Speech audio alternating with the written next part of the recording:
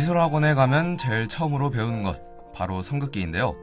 잘 깎아놓은 사비연필을 가지고 밑에는 강하게, 위로 갈수록 점점 약하게 해서 그라데이션을 주는 연습을 하곤 했죠.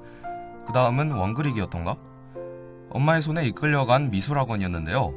나름 따라 그리는 것은 잘한다는 생각에 이걸로 밥이나 벌어먹을까 했지만 나중에 점점 흥미가 떨어지고 가기 싫어지기 시작하면서 이 길은 내 길이 아닌가 보다 했는데 기억에 남는 한마디는 있어요. 그림을 그릴 때는 자를 내지 않는다. 선과 도형을 그리는 연습을 계속 반복한 이유도 이 때문이지 않을까 합니다. 처음부터 한 번에 반듯하게 그리면 좋겠지만 그러지 못할 때는 몇 번씩 선을 덧대 그리며 나름의 평형을 맞추어주죠. 평행이 아닌 선을 계속 겹쳐 그리는 것일 뿐인데 어느 순간부터는 반듯하게 보입니다. 자르되 보면 아마도 완벽히 맞지는 않겠지만 이 정도면 그림을 그리는 데는 큰 무리는 없었죠. 뭔가를 할 때 처음부터 잘하는 일은 없을 겁니다. 자신이 그리고자 하는 것과 잘 맞지 않고 조금씩 기울고 쏠린 선들일지라도 계속 그리고 그리다 보면 언젠가는 내 마음에 드는 반듯한 선이 되어 있지 않을까요?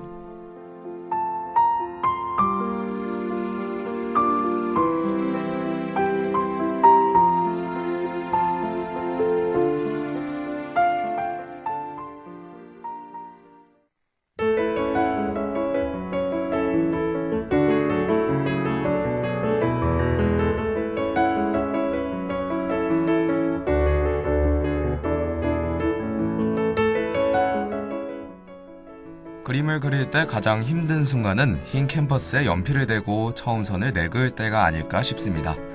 이는 그림 말고도 글을 쓸 때나 무언가를 지을 때에는 모두 같지 않을까 합니다. 처음이 가장 긴장되고 고민되는 이유는 시작이 삐끗하면 그 다음까지 모두 망치게 되기 때문일 텐데요. 항상 초석이 중요하다고 말하죠. 기반을 잘 다져야 한다고도 하는데요. 집을 지을 때도 그 털을 잘 다듬어야 위에 무언가를 쌓아 올릴 때 그것이 흐트러지지 않고 본래 자신이 원하던 형태를 잡을 수 있겠죠. 그렇기 때문에 처음은 신중하고 또 신중해야 할 필요가 있습니다. 하지만 처음부터 완성했을 때의 모습을 생각하고 그릴 필요는 없어요. 흔히 구도를 잡는다고 하죠. 머릿속 떠오르는 이미지를 면으로 나누고 선으로 나눠 그 순서를 정한 것을 간단히 스케치를 하는 것입니다. 연하게 그리고 무심하게 쓱쓱 그려보는 것입니다. 자신이 그리고자 하는 머릿속 이미지들을.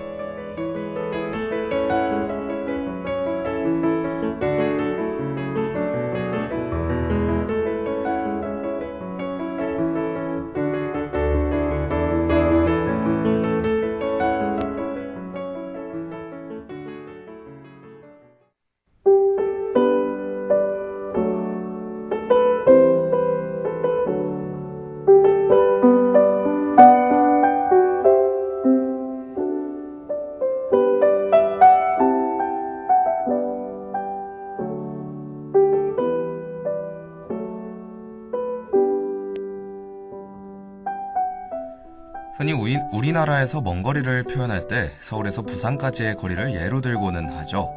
실제 서울에서 부산까지는 40여 킬로미터로 차로 안 막히면 4시간 정도의 거리죠. 이때 우리는 킬로미터나 시간이라는 단위로 그 거리를 표시하곤 합니다. 단위, 이 정도의 측정값은 이렇게 표시하자 라고 사람들끼리 의견을 통일한 것인데요. 참값이란 것은 사실 존재하지 않기 때문에 이 세상에 없는 가상의 표尺만드는 과정이죠.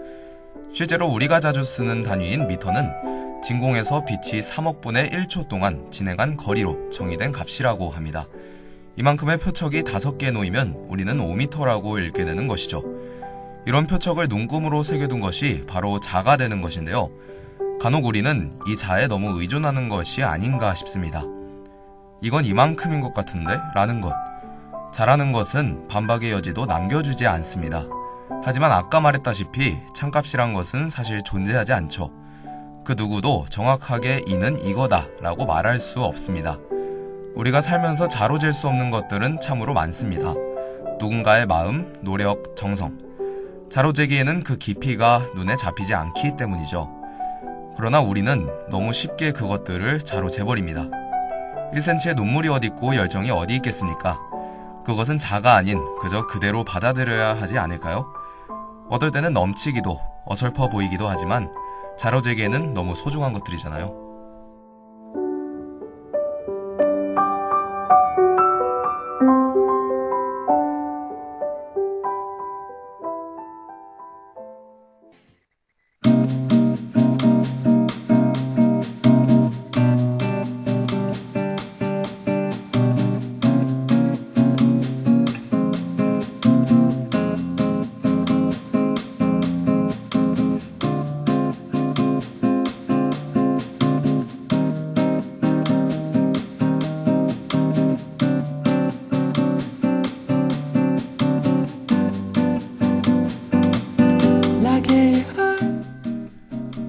여러분들은 첫 문장이 기억나는 책이 있으신가요?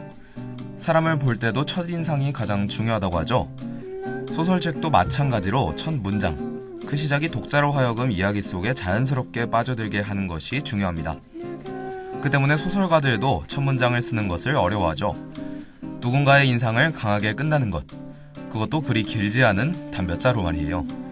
이처럼 첫 문장을 쓰지 못해 단 한 권의 책도 쓰지 못하는 소설가의 이야기를 담은 한 단편 소설이 있는데요. 그 제목도 첫 문장을 못 쓰는 남자입니다. 작가 지망생인 굴드는 첫 문장에 대한 압박감 때문에 소설을 시작하지 못하죠. 그러다 중년이 된 그는 이를 극복하고 이름 있는 작가가 됩니다. 말년이 된 그는 그의 자서전을 쓰게 되죠. 하지만 이번에는 첫 문장이 아닌 마지막 문장이 그의 발목을 붙잡기 시작하는데요. 사람들의 기억에 영원히 남을 마지막 문장을 쓰고자 하는 그는 고민 끝에 마지막을 점점점으로 하려 합니다. 그렇게 하면 사람들은 그 전 문장을 마지막 문장이라고 생각하겠죠. 이 방법은 젊은 시절 그가 첫 문장을 쓰지 못해 고민하고 있을 때부터 가지고 있던 것인데요. 첫 문장을 점점점으로 쓰게 되면 아까와 마찬가지로 두 번째 문장이 첫 문장이 되는 것이죠. 그러나 이때부터 모순이 생기게 됩니다. 사람들은 두 번째 문장을 첫 문장이라고 오해하게 될 테니까요. 그렇게 그는 첫 문장도 두 번째 문장도 세 번째 문장 그리고 마지막까지 점점점으로 쓰게 됩니다. 결국 그는 첫 문장은 물론 단 한 문장도 쓰지 못했습니다. 그의 마지막 책, 그의 자서전 마지막 문장, 그는 과연 어떤 선택을 했을까요?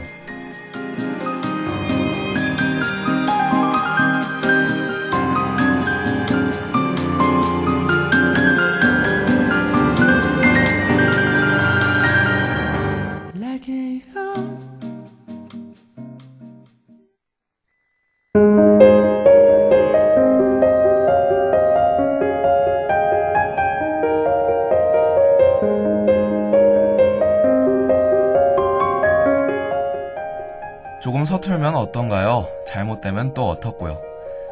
이렇게 하면 남들이 이상하게 보지 않을까? 이건 원래의 것에서는 너무 벗어난 것 같은데? 물론 잘 그리면 좋은 일이겠죠. 하지만 잘 그리고 싶다는 생각만 하며 단 하나의 선도 그리지 않고는 그 어느 것도 되지 않습니다.